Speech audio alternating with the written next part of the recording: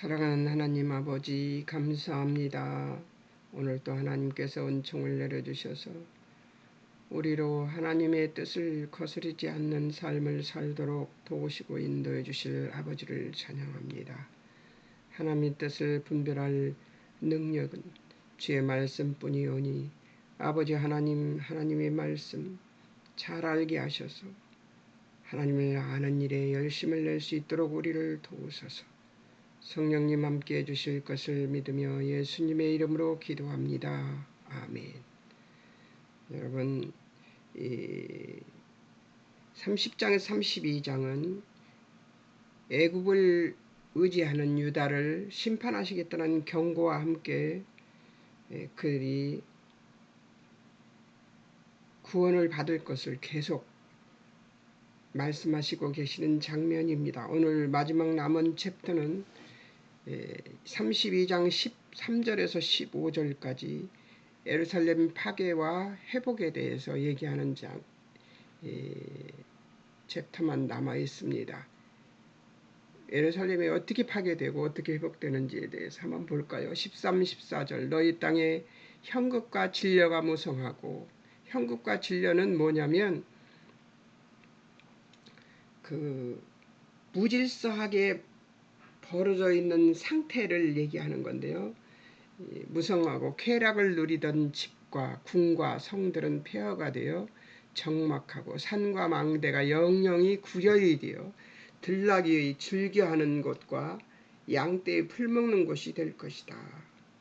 황폐해져 버린다는 얘기인데 무엇인가가 다 뒤엉켜 있는 그런 상태가 되어버린다는 것이죠. 19절 회복을 위해 파괴가 필요하고 먼저 그 살림은 우박에 상하고 성읍이 파괴될 것이라고 합니다. 그러니까 먼저 우박에 상해서 성읍이 파괴된 다음에 형국과 진려, 그러니까 많은 엉겅퀴 같은 풀 이런 걸로 뒤엎어져 있는 그런 상태가 되어버린다는 것이죠. 말로 형용할 수 없는 상태가 되어버리는 그런 것을 얘기하는 것 같습니다. 자, 근데 회복은 어떻게 되나? 재개발, 성신을 부어주심과 말씀에 순종함으로. 15절 필경은 위로부터 성신을 부어주시리니 하나님께서 성령을 부어주신다는 얘기죠. 15절 광야가 아름다운 밭이 되며 아름다운 밭을 살림으로 여기게 될 것이다.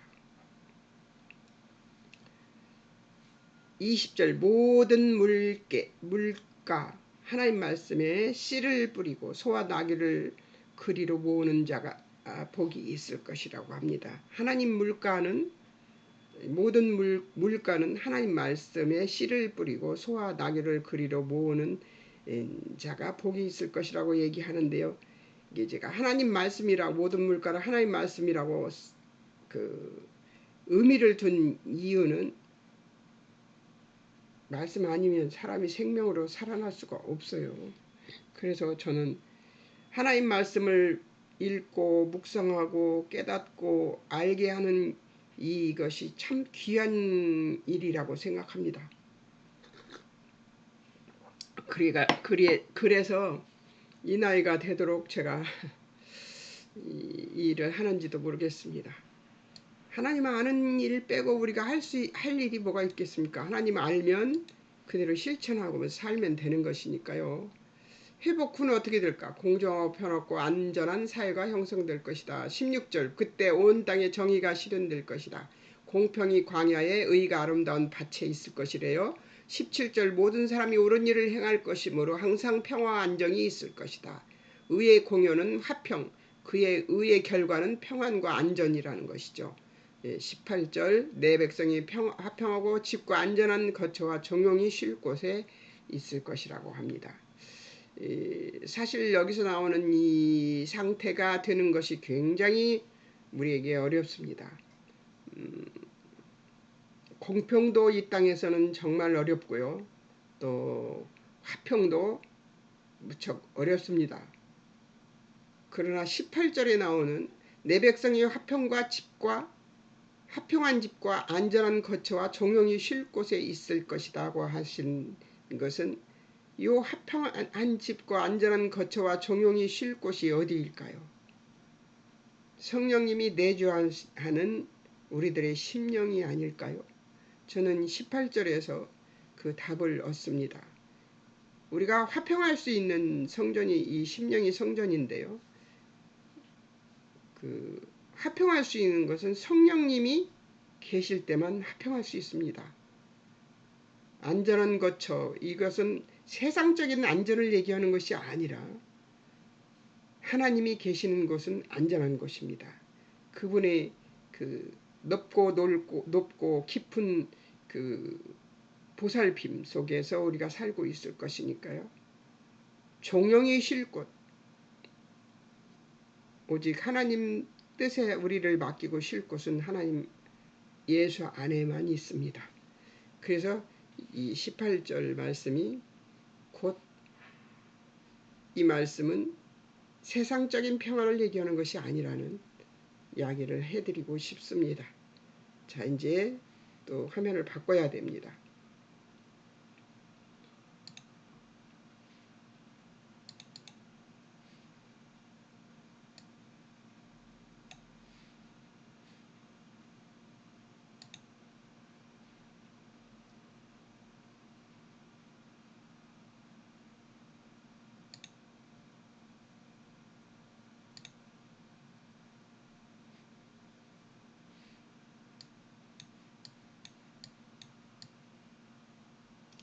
이제 적용점을 찾아보겠습니다. 나의 애굽은 무엇인가? 저한테 질문해 봤습니다. 내가 의지하고 싶어하는 것은 무엇인가? 그것을 얘기한 겁니다.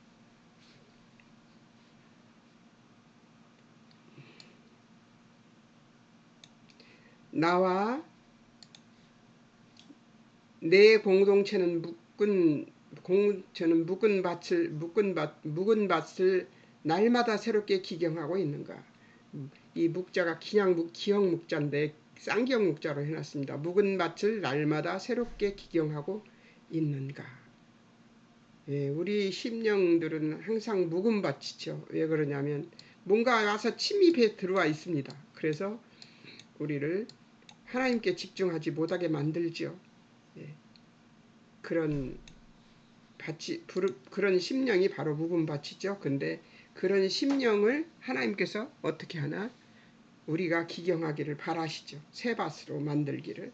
항상 말씀의 기준에서 우리 심령이 변화되고 예수님이 우리 안에 들어와 계실, 성령님이 우리 안에 들어와 계실 수 있도록 우리가 우리 밭을 기경하는 일들을 해야 되는 것으로 알고 있는데요. 어떻게 답을 썼는지 한번 보겠습니다. 자, 30장 31장은 위기에 처한 유다가 나라를 구하기 위하여 위협적인 아수르를 물리칠 유일한 방책으로 애굽을 끌어들이려 한 일에 대한 하나님의 책망을 담고 있다. 당시 아수르 제국은 중동 지역에서 가장 강력한 나라였고 이에 맞설 수 있는 국력을 가진 나라는 애굽밖에 없다고 판단한 것이다.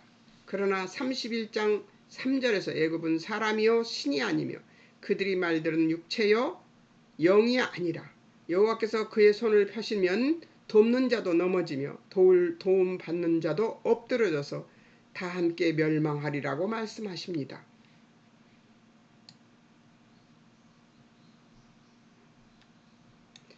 도움받고 주는 자들은 다 나무라시는 것은 이스라엘 도움받고 도움 주는 자들을 다 나무라시는 것은 이사야를 통해서 역사의 주인은 하나님이심을 선포하시는 것이다. 이 하나님의 뜻을 이해하는 것이 어려운 것은 지금까지도 현실에서는 권력이 해결의 방안이 되기 때문이다. 사실 세상 역사는 들쑥날쑥 어떤 것이 기준일까 헤아리기 어렵고 또 사람마다 다른 관점과 주제를 가지고 서로 이어보려고 애쓰지만 극히 일부를 제외하고는 일렬로 세워 정리할 수가 없는 것이 요즘 말하는 문화사이다.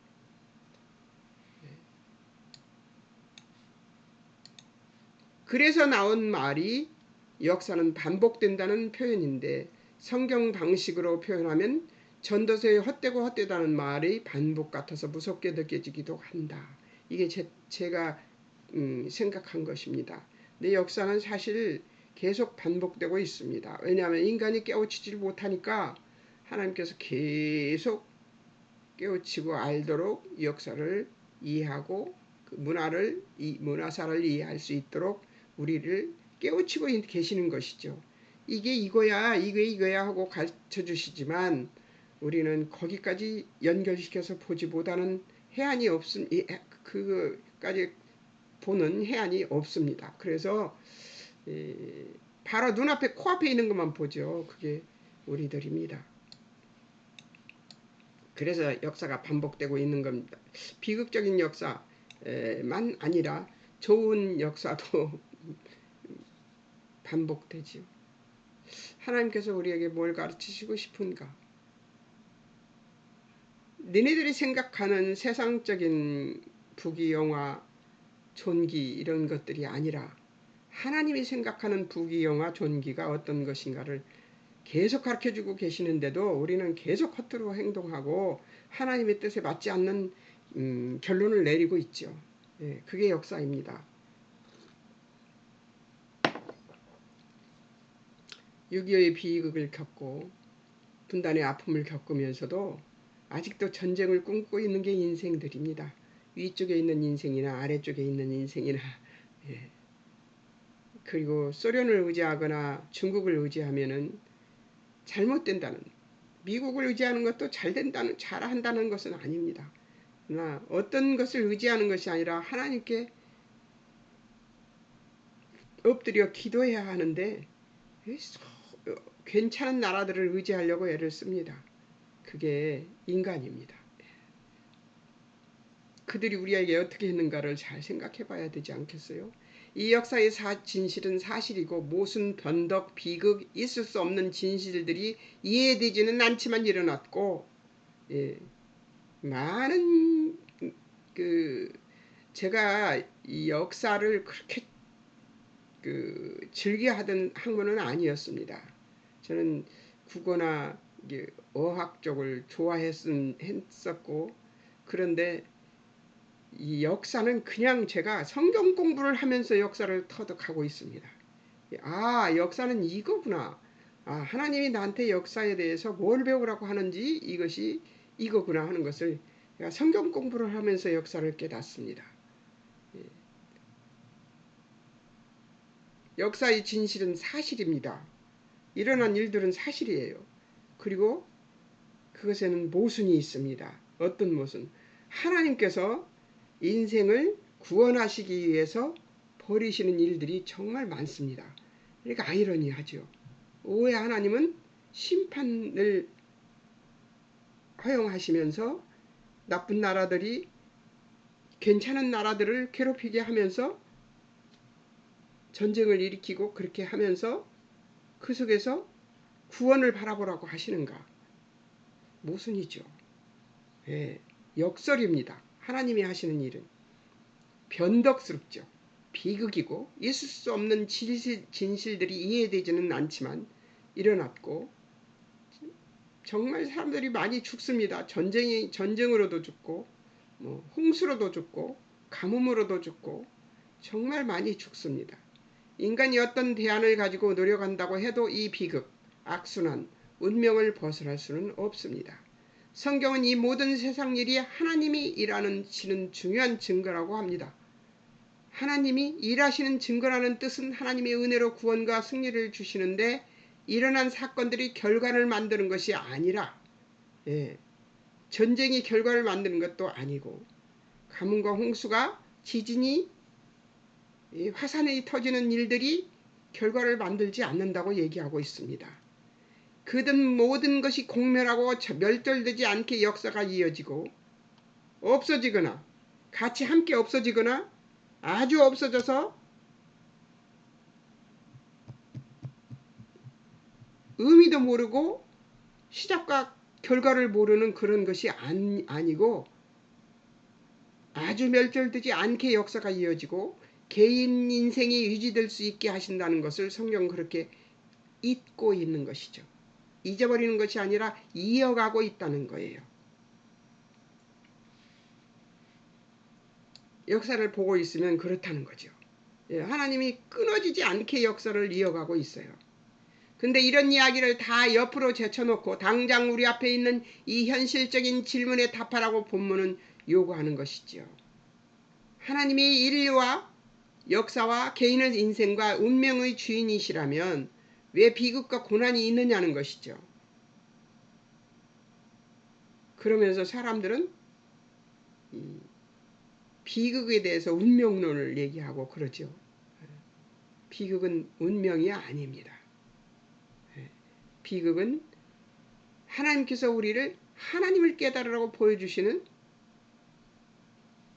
우리 앞에 놓인 시나리오입니다. 마태복음 4장 8절에서 10절에 보면 예수님이 공생의 시작 전 광야 기도 시에 일어난 일이 그중 하나가 천하만국 보여주고 내게 절하면 주겠다고 사단이 시험합니다. 그걸 하나님이 용납하시고 내버려 두시는 거예요. 그렇게 하라고. 주님은 동문서답같이 주 너희 하나님께 경배하고 다만 그를 섬기라고 말씀하십니다. 여기서 예수님의 뜻은 너와 힘겨루기를 하러 온 것도 아니요. 그러니까 사단과 힘겨루기를 하러 온 것도 아니요. 권력을 빼앗기 위해서 온 것도 아니다. 그것보다 더 큰 목적을 가지고 왔다. 너는 이 세상에서 지금 주인 노릇을 하는 채 하지만 세상이 전부가 아니다라고 하시는 의미심장한 답변을 하신 것입니다. 여러분, 우리가 하나님이 생각하시는 것처럼 생각해 보기로 합니다. 여기 까만 것이 다시 읽어보겠습니다. 예, 마태복음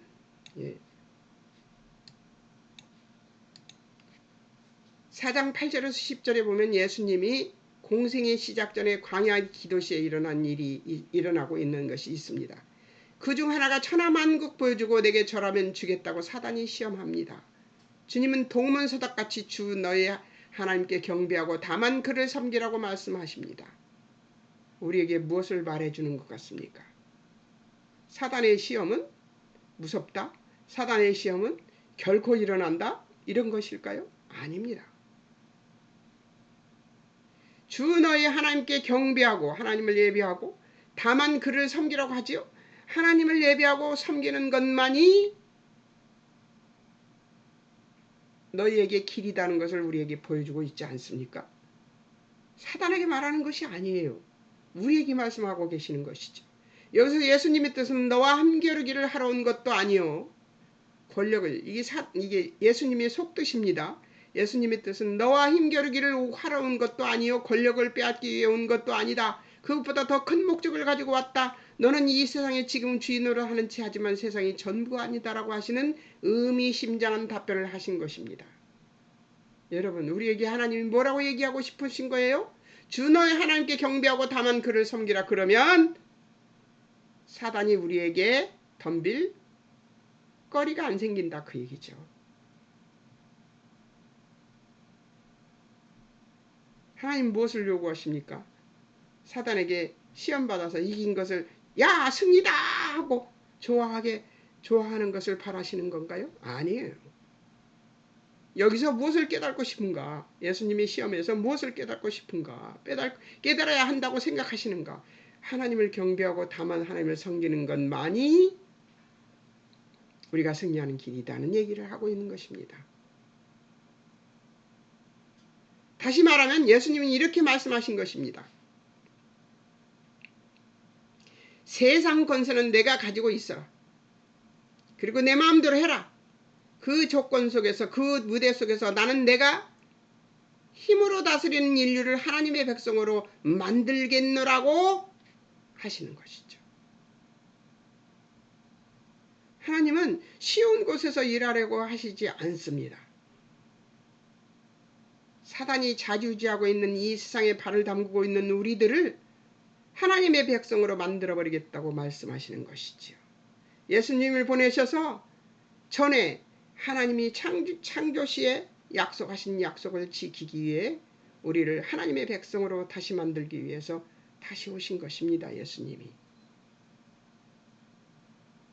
그 일을 마치기까지, 지금 예수님이 오시고 그 일을 마치기까지, 다시 오실 그때까지 유예 기간이 바로 지금입니다. 여러분 어디 편에 서시겠습니까?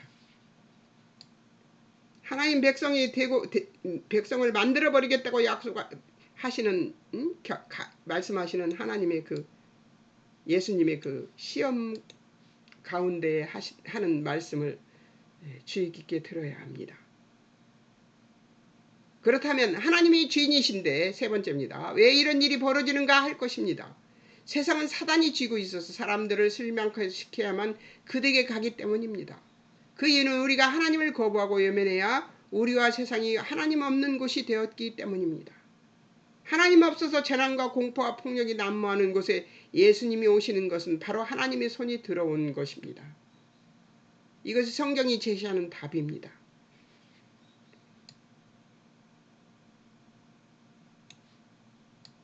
히브리서 5장 7절에서 10절을 보면 예수님께서 육체에 계실 때 통곡과 눈물로 간구와 소원을 올리고 들으심을 얻으셨습니다.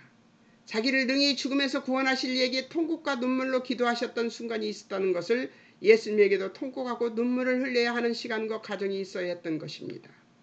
시간과 공간이 결과를 누적시키는 과정과 관련이 있어서입니다. 인간에게 시간과 공간과 육체라는 것이 한데 합쳐지는 누적된 존재로서의 완성이 없다면 성경이 말하는 충만, 영광, 성품 같은 것들은 만들어지지 않습니다.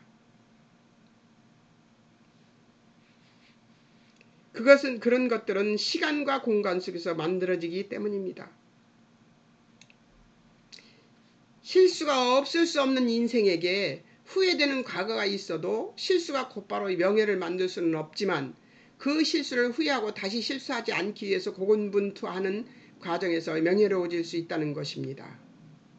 실수가 실수만으로 끝나지 않는다는 얘기죠. 예수님은 하나님이시고 하나님의 아들이시면서도 고난을 받으시며 순종함을 배우십니다. 고난이란 지금의 조건, 즉 사탄이 폭력을 쓰는 조건 속에 들어오셔서 그 과정을 긴 시간을 채우셨고 온전하게 되십니다. 여기서 온전함이란 실제와 실체이며 구체적인 것입니다. 성도의 신앙의 평가는 일상에서 나타나는데 슬플 때, 기쁠 때, 고난당할 때, 억울할 때 어떻게 반응하는가를 보면서 신앙이 좋다면 그럴 때 훨씬 빛이 나게 되는 것입니다. 하나님은 하나님의 영광을 우리의 성공에도 실패에도 담으실 수 있는데 실패에는 더 크게 담으실 것이라는 것이죠. 그래서 실패했다면 슬퍼하지 않아야 됩니다.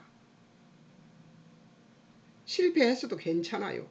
우리의 실패를 가지고 하나님의 능력을 발휘하실 것이기 때문입니다.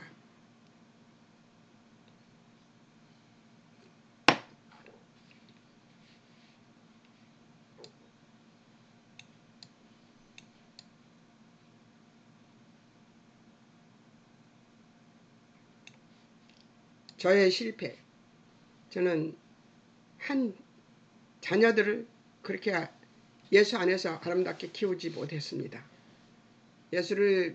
아들은 예수를 믿기는 하지만 적극적이지 않습니다. 딸은 아예 안 믿습니다. 근데 저는 실패했죠. 하나님은 그러나 어떻게 하실지 모릅니다. 아직도 남아있고요, 시간은.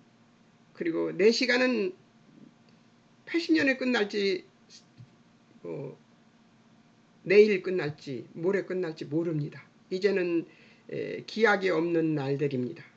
그런데 그럼에도 불구하고 소망을 갖는 것은 하나님께서 일하시면 나 같은 생명 하나 죽어서 없어진다고 해서 하나님의 일이 끝나는 것이 아니기 때문에 끝까지 믿을 것입니다. 하나님께서 어떻게 하실 것인지 기대할 것입니다. 그리고 기도합니다. 저는 실패했어요. 근데 이 실패를 하나님께서 실패로 만들지 않을 것을 믿습니다. 그리고 우리의 종말은 이미 결정되어 있습니다. 예수를 믿고 구원받았다고 고백했던 날이 있었기 때문에 그 아이들에게도 그런 날들이 있었어요. 그런 날들이 있었기 때문에 분명히 하나님께서 그들의 종말을 완성하실 것입니다. 그들이 어떤 시험을 당하고 어떤 어려움을 당할지라도 하나님께서 그들을 향해서 일하실 것을 저는 믿습니다. 그리고 반드시 종말에, 그들이 종말에, 그리고 그들이 종말에 반드시 아버지의 선을 이루시고 그들을 온전한 영생의 백성으로 구원시켜 이루실 것을 믿는 믿음으로 기도하고 기다리고 기대합니다. 소망합니다. 왜? 하나님은 그 크심이, 그 넓으심이, 그 깊으심이 우리가 우리의 안목으로 100년도 안 되는 인생을 사는 안목으로 바라볼 수 있는 존재가 아니시기 때문입니다.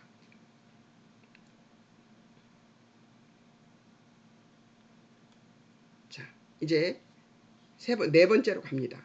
당대의 최고의 권력을 가진 아수르 앞에 세상이 다 망하는데 이 폭력적인 나라는 공평과 정의 실현에는 아무 관심이 없습니다. 아수르는 아주 폭력적인 나라였어요. 그들은 어떤 사람들이었냐면 사람들을 세워놓고 묶어놓고 껍질을 벗깁니다. 사람의 껍질을 벗겨서 사람을 죽이는 그런 악독한 인생들이었어요. 그런 폭력을 저지하거나 목숨을 존속하기 위해 유다의 유일한 대안은 애굽밖에 없습니다. 유다는 하나님이 누구신지 이해 못하고 아수르와 애굽 사이에서 망가지고 있는 형국이 이사야 활동가에게 주어진 모든 메시지 배후에 있는 역사적 정황인 것입니다.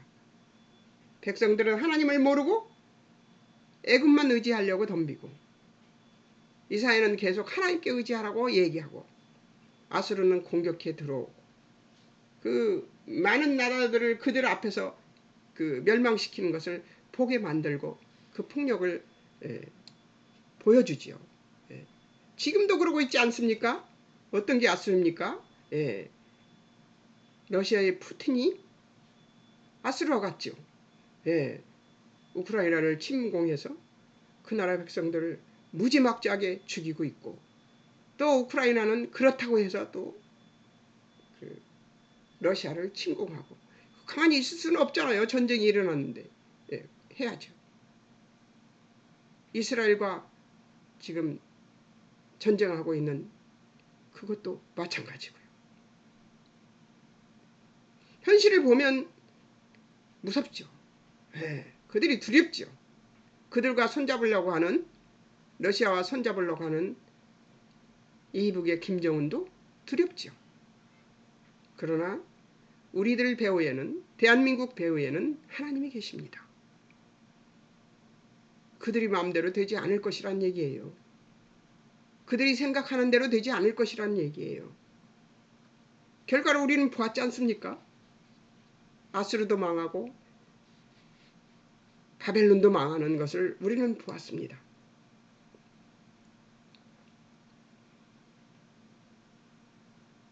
(30장) 1절에서 5절에 보면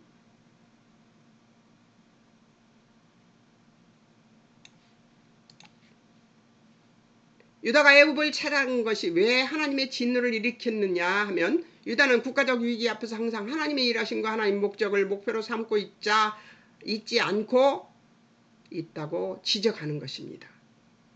그저 이 세상에서 세상의 지위를 지켜내는 일에 골몰함으로써 하나님을 잊고 하나님께 묻지 않으며 보이는 것으로 자기들이 상상하는 한계 내에서 작은 목적을 위해 조바심을 내고 있는 것뿐이라서 이에 대해 아주 무거운 하나님의 진노가 소개되는 것입니다. 저는 팔목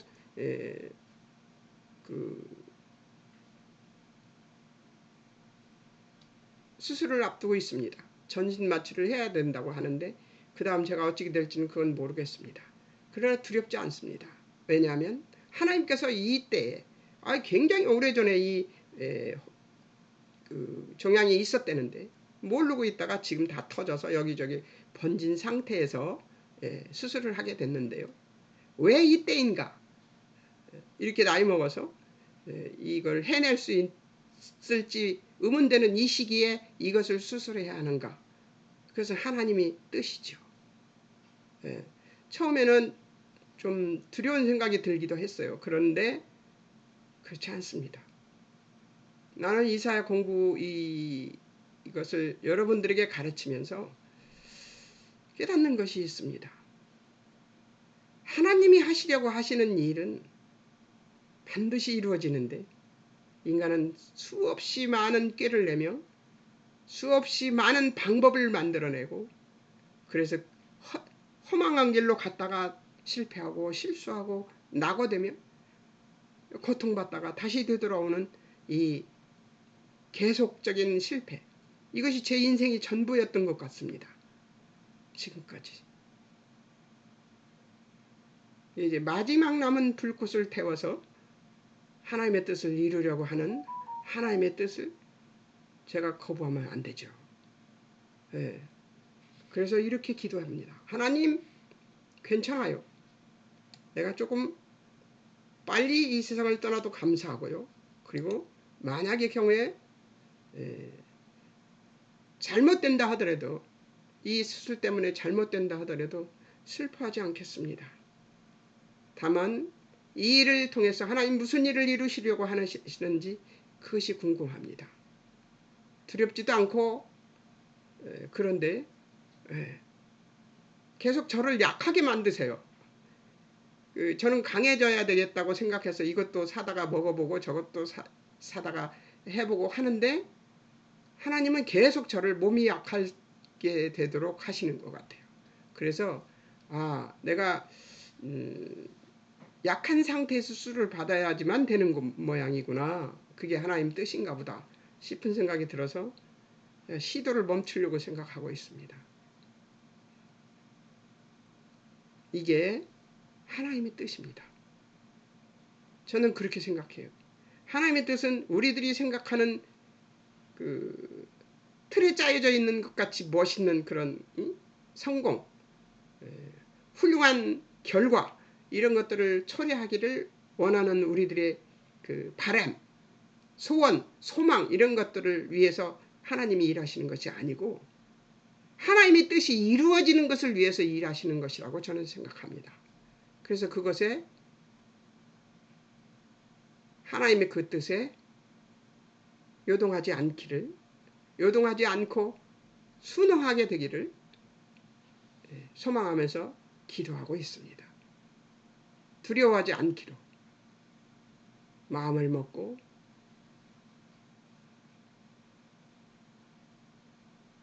나아가고 있습니다. 이 이스라엘 백성들이 유다 백성들이 실패하는 모습을 보면서 깨달아야 된다고 생각이 들었습니다. 하나님을 예배하고 하나님을 섬기는 일이 우리가 해야 될 일이라는 것을 예수님이 마태복음에서 얘기하지 않았습니까? 아까. 그러니까 우리는 뭘 해야 된다는 거예요. 뭐의 목표를 둬야 돼요? 하나님께 목표를 둬야죠. 자, 이제 또 다시 읽어보겠습니다. 아수르의 폭력을 대항하기 위해 또 다른 폭력인 애굽을 찾는 것은 작은 꾀에 스스로 팔아넘기는 꼴이 될 뿐입니다. 32장에 장차 한 왕이 등장하여 공평과 정의로 다스린다는 것은 예수 그리스도께서 십자가로 하나님의 나라를 증언하시고 우리의 영혼을 깨우시며 믿음을 가지고 살게 하신 것으로 확연하게 증언됩니다. 예수님은 폭력을 받아내고 부활로 역전시킵니다. 죽음으로써 죽음을 받아내는 것입니다. 부활로 역전시키신 것입니다. 아스루도 애굽도 해낼 수 없고 유다도 못하는 것을 오직 하나님만 해내실 것인데 하나님은 하나님의 목적이고 개입이며 성실하십니다. 그것이 장차 한왕에 나타나는 것이라고 한 내용인 것임을 우리는 믿고 알고 기억해야 합니다. 그리고 우리는 이미 이 예수님이 오셨습니다. 그리고 그분이 우리에게 십자가에 죽으시고 그 피 흘리심으로 우리가 속죄함을 받고 부활하심으로 우리가 영생을 얻었다는 것을 확인하고 확신하고 있는 상황입니다. 여러분, 이 믿음이 우리에게 주어져 있는데 무엇이 두렵습니까? 두렵지 않습니다. 죽어봐야 우리는 어디로 가요? 천국 갈 수 있는 백성입니다. 그러니까 하나님 외에 두려워할 존재가 이 땅에 없습니다. 우리가 인생을 사는데 하나님이 가르치시는 것은 우리가 아무리 잘나도 우리에게 닥치는 광풍이나 폭우나 폭염을 피할 그늘을 만들 수 없다는 것입니다. 생명을 만들어낼 수 없어요. 우리 인생이 닥쳐오는 폭우나 광풍이나 폭염을 막을 수 있다고요? 아주 소소합니다. 그것을 막을 수 있는 길은. 요나서에 보지 않았습니까? 박덩굴이 늘어져서 그늘질 때 좋아하다가 그것이 없어지니까 화를 내잖아요. 그런 것과 같습니다.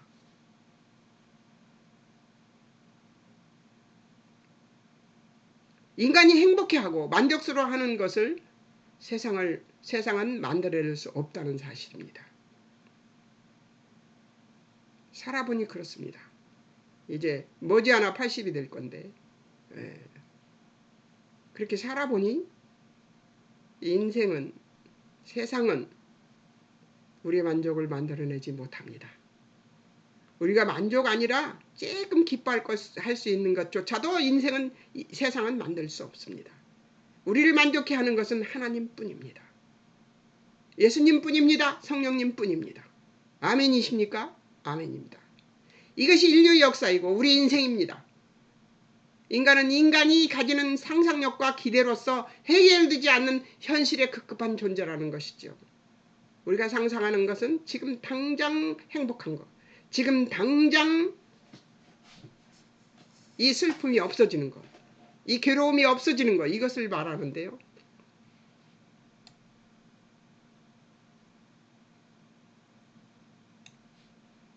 우리가 가지는 꿈이라는 것은 고작 누구에게 신세지지 않고 살아내는 것에 불과한 것입니다. 맞아요. 그랬어요, 저도. 인류 역사에서 모든 나라가 지나친 욕심이나 교만이나 못 잡을 것을 잡으려는 허영심 때문에 사라져갔습니다. 예. 아수르가 그랬고 바벨론이 그랬고 이런 역사적 가르침을 통해 하나님께서 우리가 기대하거나 상상할 수 없는 것으로 우리를 만드신 창조자의 목적과 복을 기어코 이루시겠다고 약속하신다는 사실을 이해해야 합니다. 하나님은 이런 와중에 이런 과정 이런 인간들의 실패에도 불구하고 그 실패로서 하나님의 목적과 복을 기어코 이루시겠다고 약속하셨다는 거예요. 하나님은 이런 분입니다. 이렇게 전지전능하신 분입니다. 사람들이 다 그래요. 전지전능하신 하나님 아버지하고 기도합니다. 그런데 전지전능하신 하나님은 믿지 않습니다. 왜요? 너무 멀다고 생각하기 때문입니다. 아닙니다. 하나님 가까이 계세요. 우리 속에 계십니다. 그리고 우리에게 말씀하십니다. 견뎌라. 고난은 온다. 그런데 견뎌라. 무엇을 위해서 견디냐? 하나님의 목적과 복을 위해서 견뎌라. 이것입니다. 아멘이십니까? 저도 아멘입니다. 이 하나님의 권위가 정당하다고 하는 것은 진실로 성경이 이야기하는 공평과 정의를 가진 자가 권력을 쥐고 있다면 그건 이상의 답은 없겠지만 찾아보지 못합니다. 우리는. 왜 하나님에 대하여 권력보다는 성품적인 증언을 더 많이 하고 있는지를 염두에 두고 성경을 읽어야 한다는 것입니다. 하나님은 의로우시고 자비로우시며 은혜로우시며 공의를 여기시고 용서하시며 복 주시며 우리를 사랑하시는 하나님이시기 때문에 그렇습니다.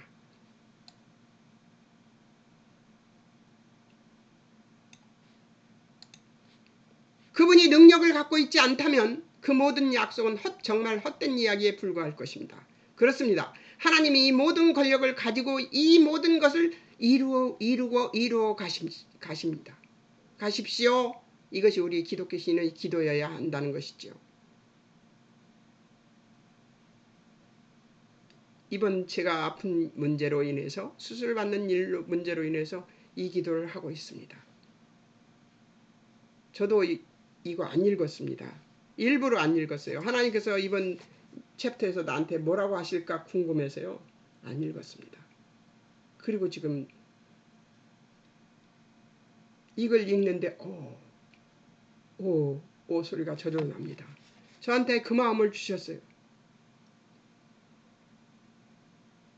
하나님이 이루실 것이니까 하나님이 이루실 것이니까 하나님이 모든 권력을 가지고 계세요. 그러니까 이 모든 것을 이루실 것이니까 우리가 하나님이 이루어 가십시오 하고 내어 맡기는 것이 마땅합니다. 이것이 우리 기독교인에게 기독교인은 기도해야 합니다. 우리는 하나님과 같은 성품을 가질 수 없습니다. 우리가 힘을 가지면 안 됩니다. 우리는 어떤 자여야 돼요? 연약한 자 같으나 강하고, 부한 자 같으나 가난한 자 같으나 부하고, 못난 자 같지만 잘난 사람입니다. 성경에 말씀하신 것 같이 하나님이 힘을 가지십시오. 하나님이 힘을 가지십시오 해야 하고, 우리가 만든 역사로 끝나게 마시고 하나님의 의지가 승리하게 해달라고 기도해야 함을 알고, 우리의 기도는 이거 아주 중요합니다. 까만 글씨부터 다시 읽겠습니다. 왜 이때 까만 글씨, 딴 때는 까만 글씨 안 만드는데 지특히 만들었는지 저도 모르겠습니다. 그런데 오늘 이 말씀들이 폭풍 눈에 와서 박힙니다. 그렇습니다. 하나님이 이 모든 권력을 가지고 이 모든 것을 이루어 가십시오 하고 해야 한다는 거예요. 기도를. 그리고 하나님이 힘을 가지십시오 해야 한다는 것이죠. 우리가 만든 역사로 끝나게 마시고 하나님의 의지가 승리하게 해달라고 기도해야 함을 알고, 우리 인생의 위대함을 알고 믿어야 한다는 것을 기억해야 합니다.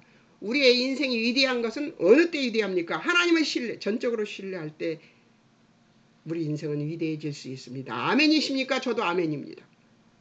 제가 먼저 아멘입니다. 하나님이 승리하실 것입니다. 제가 아니라. 하나님만 하실 수 있는 일을 하실 것입니다. 여러분, 기도도 해주시겠지만 하나님이 승리해달라고 기도해 주십시오. 저는 아픈 것에도 질 거고 통증에도 질 거고 무엇에서도 이길 힘이 없습니다. 제가 지금 돌아가고 있는 이 상황을 보면 며칠째 계속 설사하면서 몸은 계속 약해지고 있습니다. 그런데 저는 두렵지 않습니다. 왜냐하면 이 일은 하나님이 만드신 일이신 것 같아요. 왜 지금까지 그 정형외과 목사 선생님의 눈에 이 종양이 눈에 띄지 않았을까요? 여러 번 사진을 찍었었어요. 팔이 항상 아팠으니까. 근데 이제야 눈에 띄어서 이제야 병원에 가서 보니까 다 터져서 여기저기 퍼져 있을까요? 그런데 그것이 암이 아닌 것은 또 얼마나 다행인가요? 너무 감사하지 않습니까? 하나님께서 하실 겁니다. 우리 하나님이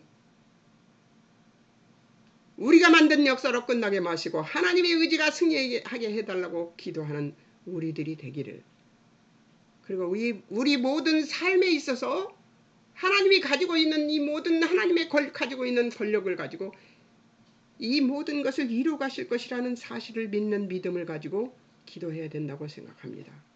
여러분, 제 일만이 아니고 여러분들 일에도 마찬가지입니다. 전지전능하신 하나님이라고 부르지 마시고 전지전능하신 하나님이라고 불렀으면 그 전지전능하신 하나님을 믿어야 합니다. 아멘이십니까? 아멘입니다. 그분이 이루시겠답니다. 우리가 하는 일이 아닙니다. 우리는 그 속에서 우리가 할 수 있는 인내, 우리가 할 수 있는 참음, 우리가 할 수 있는 기다림, 우리가 할 수 있는 소망, 우리가 할 수 있는 기대, 이런 것들을 가지고 나아가면 됩니다. 그러면 하나님이 하실 겁니다.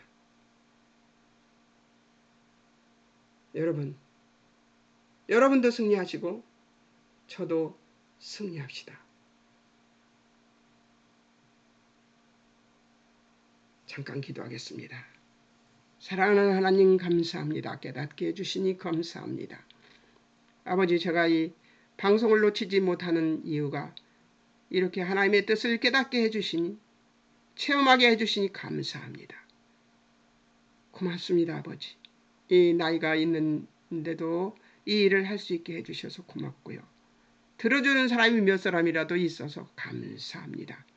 그들을 복주시고 하나님을 인격적으로 만나주셔서 하나님을 얼마나 위대한 하나님이신가를 깨닫는 그들이 되게 도우시고 인도하옵소서. 주님이 함께 해주신 이 시간을 감사하며 이 은혜를 감사하며 예수님의 이름으로 기도합니다. 아멘. 여러분, 다음에는 이제 33장에서 35장까지를 공부할 것입니다. 색칠하고 공부해 오시기 바랍니다.